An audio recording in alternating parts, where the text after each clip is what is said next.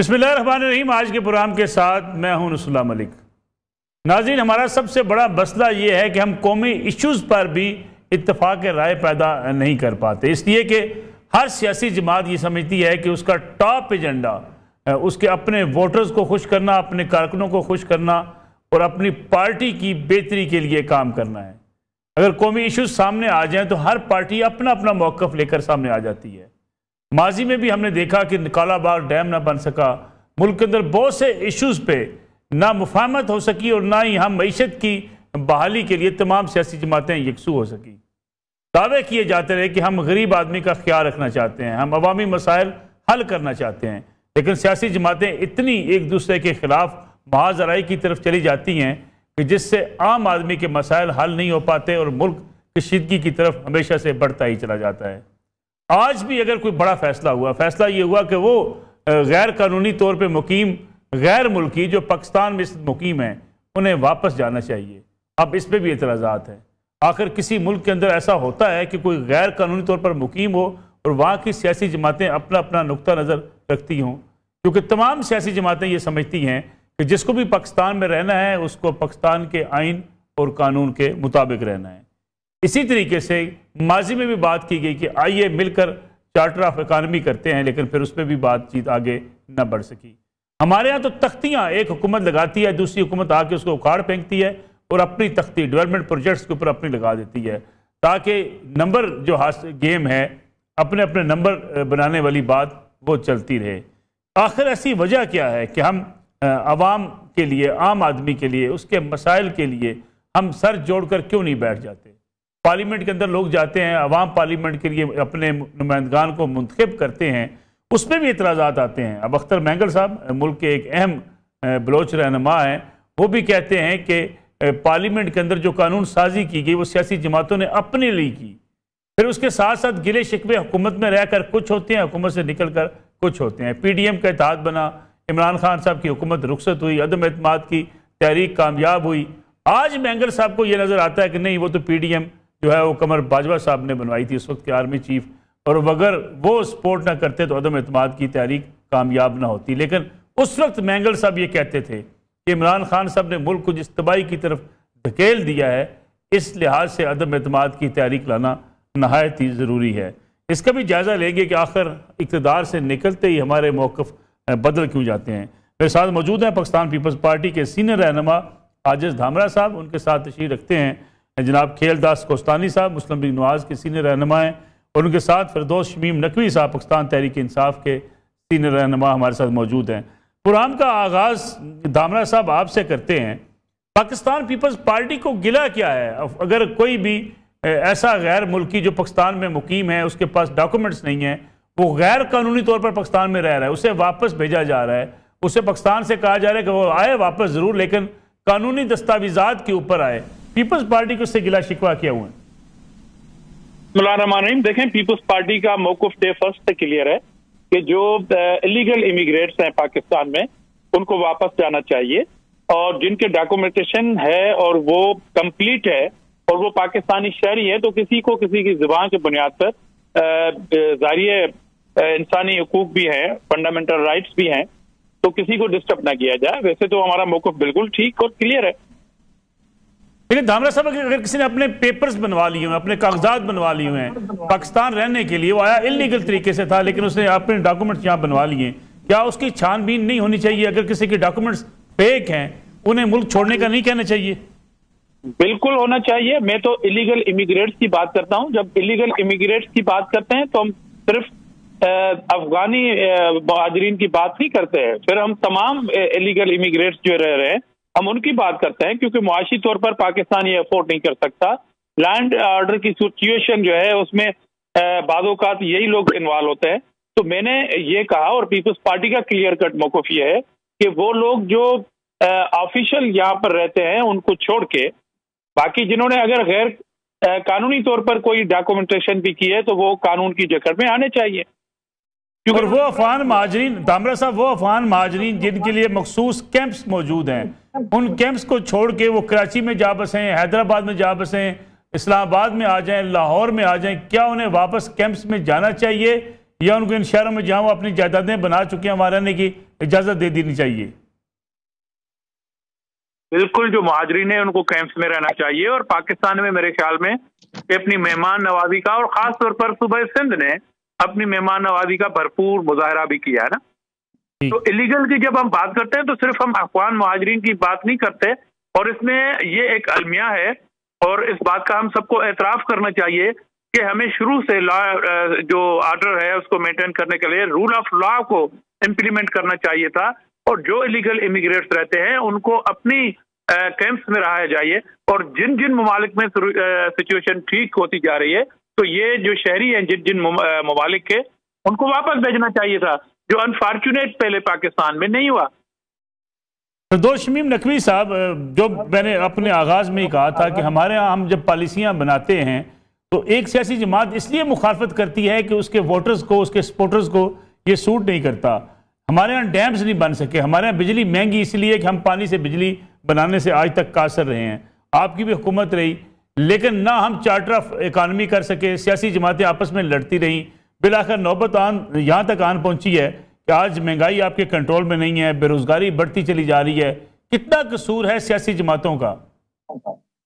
जी, पहली चीज तो देखिए, आप हर चीज सियासी जमातों पे डाल दें या उन सारे एक्टर्स पे डाल दें जो पाकिस्तान की सियासत में खेलते हैं, उसमें सिर्फ सियासी जमातें नहीं हैं।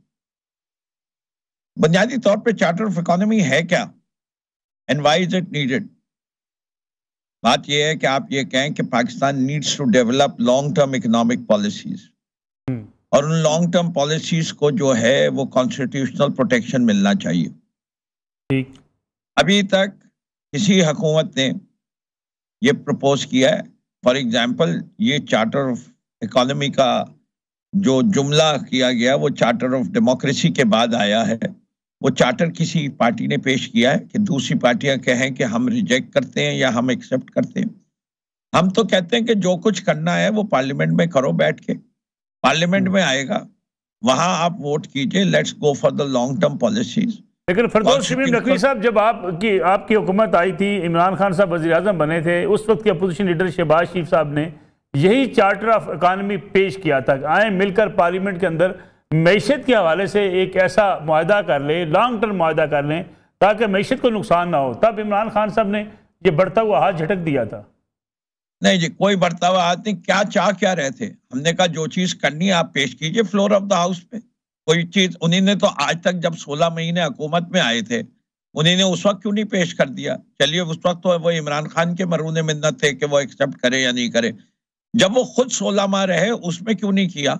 13 जमातें उनके साथ थी, 18 की सपोर्ट थी। देखिए, you must walk the talk. बात कह देना आसान है। चार्टर ऑफ डेमोक्रेसी हुआ, क्या इंप्लीमेंट हुआ सिंध में? नेशनल असेंबली में तो उन्हीं ने ले लिया। लीडर ऑफ द ऑपोजिशन जो है वो हमारी जो उसकी ऑडिट कमेटी है, उसका जो है head leader of the opposition होगा।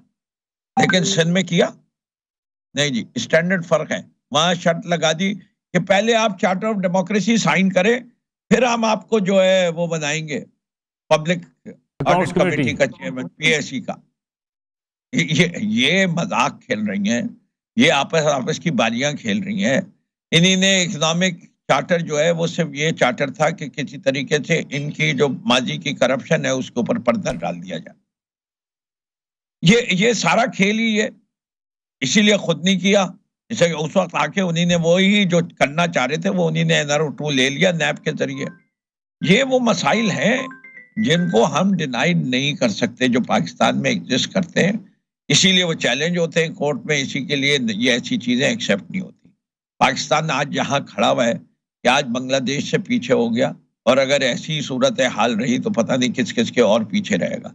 जब तक हम सब लोग जागेंगे नहीं, मिनहसुल कौम जागेंगे नहीं, और पाकिस्तान की सियासत में गैर सियासी इदारों की इंटरफेरेंस नहीं खत्म होगी और इंस्टीट्यूशंस नहीं डेवलप होगी। पहले तो Pakistan needs a new social contract. जिस मुल्क में आईन की बालादस्ती नहीं हो, आप कहाँ चार्टर्स की बात कर रहे हैं? फिरदौस शमीम नकवी साहब सुन लीजिए आप। 2 प्रोविंसेस में आपकी ऐसी गवर्नमेंट है जिसको 90 दिन के लिए केयरटेकर सेटअप आया था वो 90 दिन से ज्यादा रह रही है। वो फैसले कर रही है जो उसको करने का इख्तियार नहीं था, और ना उसको कोई रोकता है, ना अदालतें रोकती हैं, ना इलेक्शन कमीशन ऑफ पाकिस्तान रोकता है, ना वो फौजी इदारे रोकते हैं जिन्हीं ने इस वक्त पाकिस्तान की बगतार संभाले हुए। फिरदौस शमीम नकवी साहब, मैं आऊँगा आपके पास अगले सेगमेंट में इसी इशू पे बात करने के लिए कि आइन और कानून की खिलाफ वर्जी कैसे होती है, एक तीसरे फरीक को जो है वो मुदाखलत की दावत कौन देता है, कौन कौन सी सियासी जमात किस तरीके से इंटरफेरेंस चाहती रही, आपका कितना हिस्सा, इस पर बात करेंगे। खेलदास कोस्तानी साहब, जो भी बात की फिरदौस शमीम नकवी साहब ने कि ये बारियां लगी हुई हैं, कभी आपकी बारी कभी पीपल्स की पार्टी की बारी, इसी बारी के चक्कर में आपने कानून साजी की। आप चार्टर ऑफ इकानमी चाहते नहीं थे, आप चाहते थे आपके मुकदमात खत्म हो जाएं। आज अख्तर मैंगल साहब इस पर बात कर रहे हैं। देखिए, आपने खुद भी फरमाया कि चार्टर ऑफ इकानमी की बात शहबाज शरीफ साहब ने की, वो अपोजिशन लीडर थे, और उसका नतीजा ये निकला कि उसके उस वक्त के एक जो हुक्मरान था, वो जो फिरौनियत उसमें थी, उसने शहबाज शरीफ साहब को जेल में डाल दिया। आसिफ अली जरदारी साहब ने भी इनको यही ऑफर की थी, आओ मिलके चलें और हम सियासी जमातें मिलके चलेंगी तो मुल्क आगे बढ़ेगा। तो आसिफ अली जरदारी साहब को भी जेल में डाल दिया गया। तो वो समझ रहा था कि मैं जो जिस तरह आया हूं, मुझे जो उनको अंदाजा था कि मैं 10-20 साल के लिए आया हूं और मुझे कोई नहीं निकाल सकता, ना मैं कोई सियासी फिजा कायम करूंगा। पार्लियामेंट की बेतौकीरी उसने की, पार्लियामेंट में आते नहीं थे, पार्लियामेंट के जो कानून बनते थे उस पर भी उनकी हर चीज पे उनका एक इंतशार वाला और फिरौनियत थी, जिससे इस जमहूरियत को भी उस पार्लियामेंट को भी नुकसान हुआ। और बिलाकर हमने ये सोचा कि अब मुल्क जो है एक ऐसी सूरत हाल एक ऐसी नहज पे खड़ा गया। आपको मैं मलक साहब ये बताऊं, जब पुलवामा का वाकया हुआ, तमाम सियासी जमातें आके बैठी, अपोजिशन लीडर, स्पीकर, तमाम जमातों के कायदीन, एस्टेब्लिशमेंट, अस्करी क़यादत, सब बैठे हुए थे, इंतजार कर रहे थे। प्राइम मिनिस्टर उस वक्त के नहीं आए। तो जब वो ऐसे कौमी मामला जहां पे एक ऐसी मोड़ आ गया, उस पर भी वो आकर नहीं बैठा और वो कहता था कि मैं वजीर आजम से मैं अपोजिशन लीडर से हाथ नहीं मिलाऊंगा।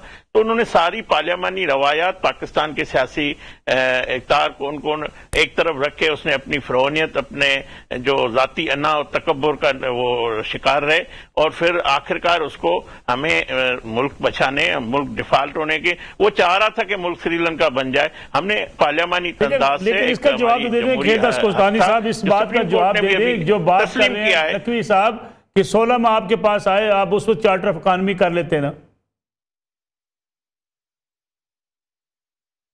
देखें, इमरान खान साहब ने अगर सियासी रास्ता इख्तियार करते उस वक्त भी, तो हम बिल्कुल उनसे बात करते। उसने सियासत के बजाय रियासत के मुखालिफ बयानियां बनाया। उन्होंने पाकिस्तान को श्रीलंका बनाने की कोशिश की। उसने मार धाड़, मुजाहरे, और आपने यहां तक वो आके पहुंचा जब हमारी जो शोधा की यादगार थी GHQ, इस नेच पर जब आप पहुंचा, तो ऐसे शख्स से बात नहीं हो सकती है। ऐसे फिर आप दूसरे जो दहशतगर्द मिलिट्री है या जो कानून हाथ में लेते, फिर आप उनसे भी बात करें। तो ये बातचीत का रास्ता उसने खुद बंद किया था। उसने ये रास्ता खुद इंतखाब किया था जिसका वो आज भुगत रहे हैं। और जो 26 साल उसने जो कुछ किया, जो मासूम लोगों को एक नैरेटिव बनाने की कोशिश की, उन सबका भी नुकसान किया, अपना भी किया, पाकिस्तान की सियासत का भी किया। तो ये इंतखाब उसका था, उससे हम कभी भी बात ना करेंगे, ना करते। अभी आप जो बात कह रहे हैं, 21 अक्टूबर कायदे मोहतरम नवाज शरीफ साहब की जो तकरीर है, उन्होंने बरमला कहा है तमाम जमातें, तमाम इदारे आइन के मुताबिक आगे बढ़े। तो उसमें यही नैरेटिव है कि हम कौमी मामला, जो इकानमी हो, डेमोक्रेसी हो, जो इसमें आप सबके साथ मिलकर चलने को तैयार है। कोस्तानी साहब, मुझे एक कमर्शियल ब्रेक लेनी है, कमर्शियल ब्रेक से वापस आएंगे। तो फिरदौस शमीम नकवी साहब ने जो एक नया टॉपिक दे दिया है, मेरा इरादा नहीं था इस पर बात करने का, लेकिन आज इसी पे बात करते हैं कि ये इंटरफेरेंस, ये कानून की खिलाफ वर्जी, आइन की खिलाफ वर्जी, और ये करता कौन है? आम आदमी करता है या यही सियासतदान और हुक्मरान करते हैं जो इक़्तिदार के ईवानों में बैठे होते हैं? इस पर बात करेंगे ब्रेक के बाद।